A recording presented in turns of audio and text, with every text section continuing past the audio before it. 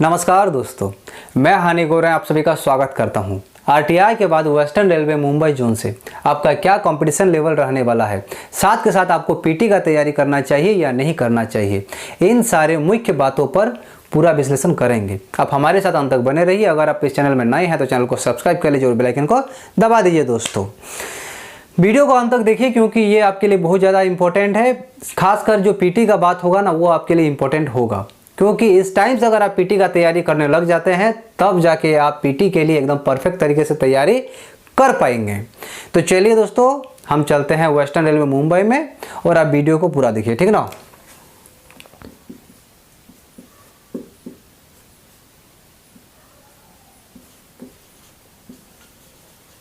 ये हो गया हमारा वेस्टर्न रेलवे मुंबई।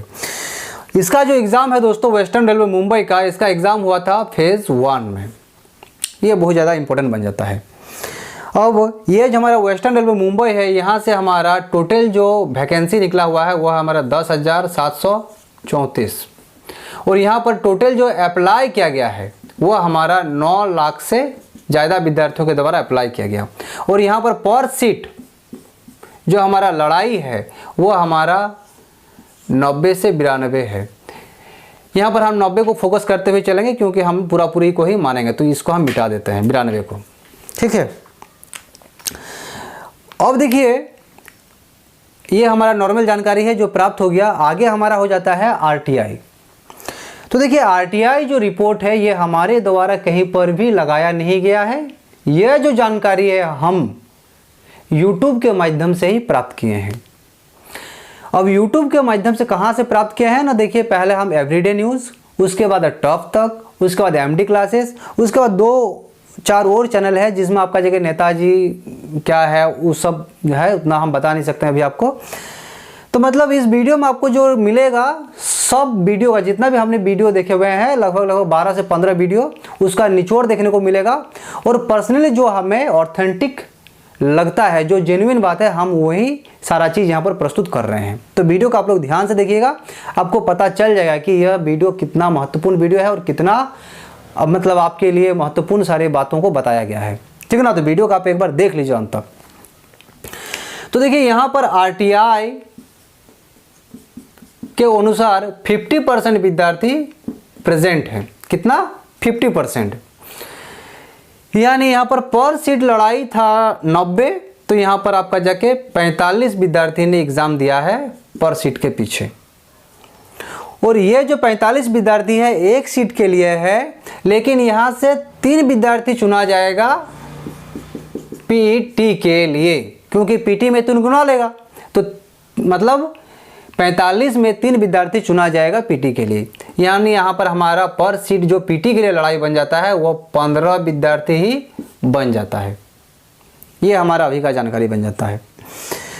अब देखिए, सबसे इसका महत्वपूर्ण बात है फेज़ 1 में एग्ज़ाम होना। और फेज़ 1 में एग्ज़ाम होना कैसे महत्वपूर्ण बन जाता है, इस चीज़ को हम लोग थोड़ा सा ध्यान से समझ लेते हैं। तो देखिए दोस्तों, इस बार जो है एग्ज़ाम में जो हमारा क्वेश्चन पूछा गया, इसका पैटर्न चेंज हो गया है। आप एग्ज़ाम दिए हैं, आपको बहुत बढ़िया से पता होगा इस चीज़ को लेकर। और ख़ासकर आप तो मुंबई के ही स्टूडेंट हैं, वेस्टर्न मुंबई के ही स्टूडेंट हैं, जिस कारण से आपको बहुत ही बढ़िया तरीके से पता होगा कि हाँ आपके साथ क्या बीता है। क्योंकि पहले से आपको कुछ पता ही नहीं था क्या क्वेश्चन पूछा जाएगा। आप तो प्रीवियस ईयर का क्वेश्चन पढ़ के गए थे, आप लूसेंट पढ़ के गए थे, तो आप जो है प्रीवियस ईयर का क्वेश्चन पढ़ के गए और यहाँ पर जो है क्वेश्चन वो सब कुछ पूछा ही नहीं गया था। आपका क्वेश्चन जो पूछा गया था वह साइंस में पूछा गया एनसीईआरटी, रीजनिंग में आपका जो सिलोज में है उसके आपका जाके जो है चेंज कर दिया गया उसको, और यहाँ पर पूछ दिया गया सीटिंग अरेंजमेंट। और उसमें आपका 1-2 नंबर नहीं, 5 से 7 नंबर का खेला हुआ है आपका सीटिंग अरेंजमेंट में। आप पढ़ के गए सिलोज में कथन निष्कर्ष और आपका आ गया क्या? Seating arrangement. तो विद्यार्थी यहाँ पर भी मार खा गया। साइंस में बहुत ज़्यादा विद्यार्थी मार खाया है, काहे कि एनसीईआरटी से पूछ दिया गया और सबको लूसेंट पढ़ के गया है, स्पीडी पढ़ के गया है। उसके बाद आपका जो आ जाता है वो आ जाता है मैथ। मैथ का लेवल भी ऑफ था। जो एग्ज़ाम दिया है उसे एकदम सच में पता ही होगा कि हाँ मैथ में भी क्वेश्चन था। बहुत सारा विद्यार्थी क्या था ना, आपका 2 महीना 3 महीना पढ़ के निकालने वाला था, उन सब का हवा निकल गया। हालांकि 50% जो यहाँ पर अटेंडेंस हुआ है दोस्तों, यह बहुत रेयर केस है। ये फर्स्ट फेज था जिसके कारण से यहाँ पर 50% विद्यार्थी अटेंडेंस अपना दर्ज करवाया था। लेकिन जैसे जैसे first, second, third, fourth, fifth आते गया ना, धीरे धीरे सबका मनोबल डाउन होते गया कि नहीं भाई, ये एग्ज़ाम ग्रुप डी का नहीं है, ये आईएएस का एग्ज़ाम है, इसमें हम लोग क्वालिफाई नहीं कर सकते हैं। तो ये सारा चीज़ निकल गया है। और आप अगर रेगुलर जुड़े हुए हैं तो आपको पता ही चलता, मतलब पता ही होगा कि आपका एग्ज़ाम हॉल से निकलने के बाद विद्यार्थी का आपका जो है फर्स्ट एक्सपीरियंस क्या था एग्ज़ाम को लेकर। तो सबसे बड़ा जो खेला होगा वो होगा आपका फर्स्ट फेज में एग्ज़ाम हुआ, जिसके कारण से सबसे बड़ा खेला होगा।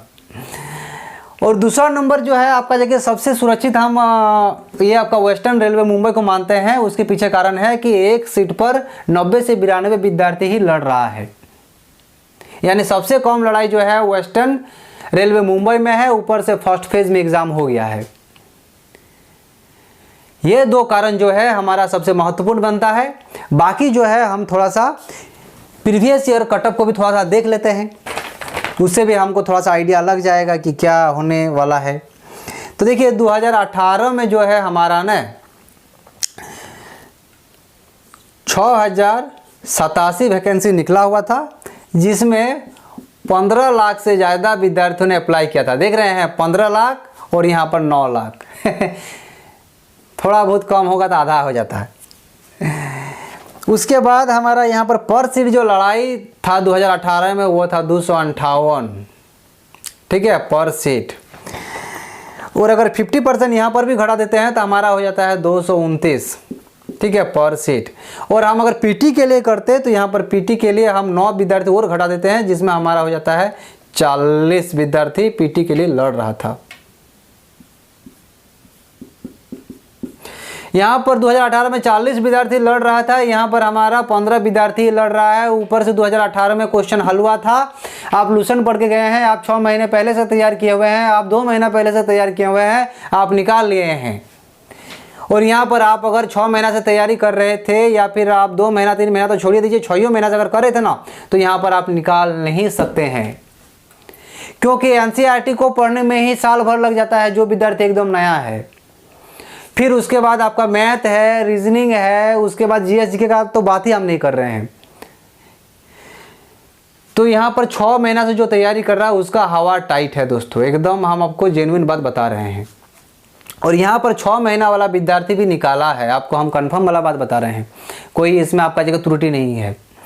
अब इसमें चलिए कटअप की तरफ चलते हैं। कटअप क्या गया था, तो देखिए इसमें जो है हमारा यूआर का कटअप गया हुआ था 71.8। ओबीसी में जो हमारा कटअप गया था वह गया था 66.7। एससी में जो हमारा कटअप गया था वह 60.8। और एसटी में जो गया हुआ था वह गया हुआ था 57। यहाँ पर एसटी पहले लिख लेते हैं ना, 57.8। और ये जो हमारा कटअप गया था नॉर्मलाइजेशन नंबर के साथ गया था, आपका रॉ मार्क नहीं है।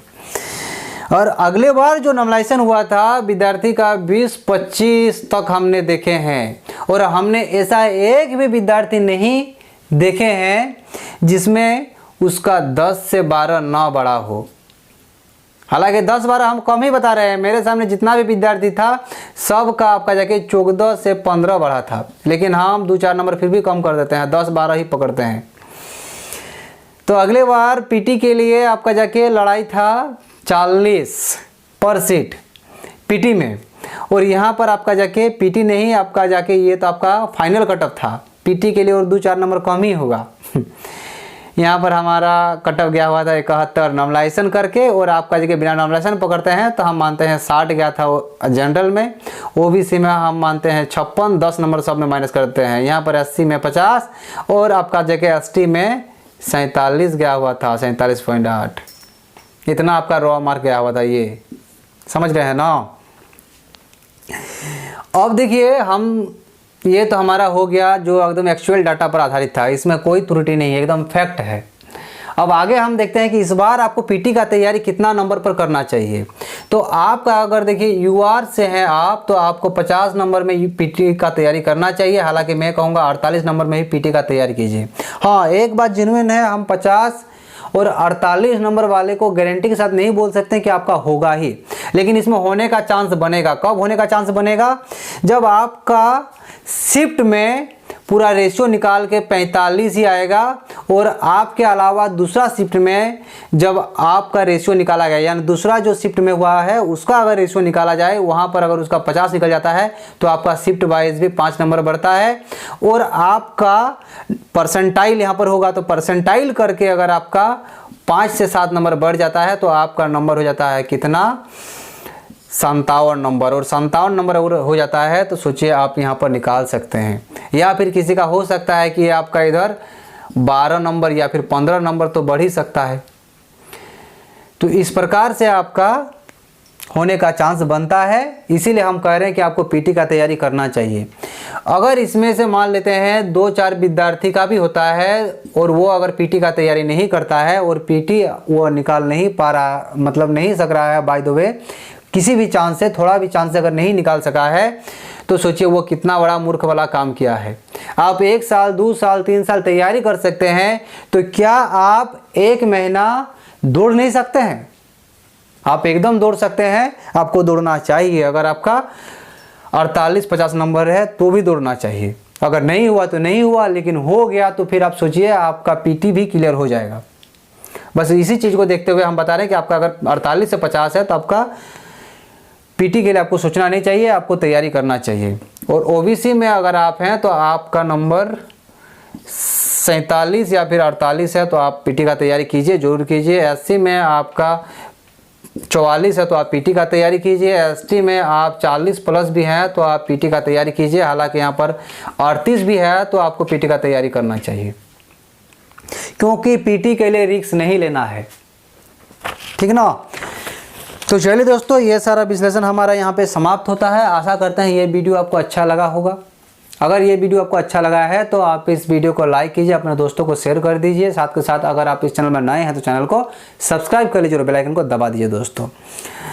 तो चलिए दोस्तों, अभी तक के लिए रखते हैं। आशा करते हैं आपका शरीर स्वस्थ है, आप अपने शरीर को थोड़ा ध्यान दे रहे हैं, क्योंकि शरीर अच्छा रहेगा तो ही आप एग्ज़ाम क्लियर कर पाएंगे। और आप अपने आसपास को भी स्वच्छ रखिए। तो चलिए दोस्तों, अभी तक के लिए रखते हैं। तो चलिए अभी रखते हैं।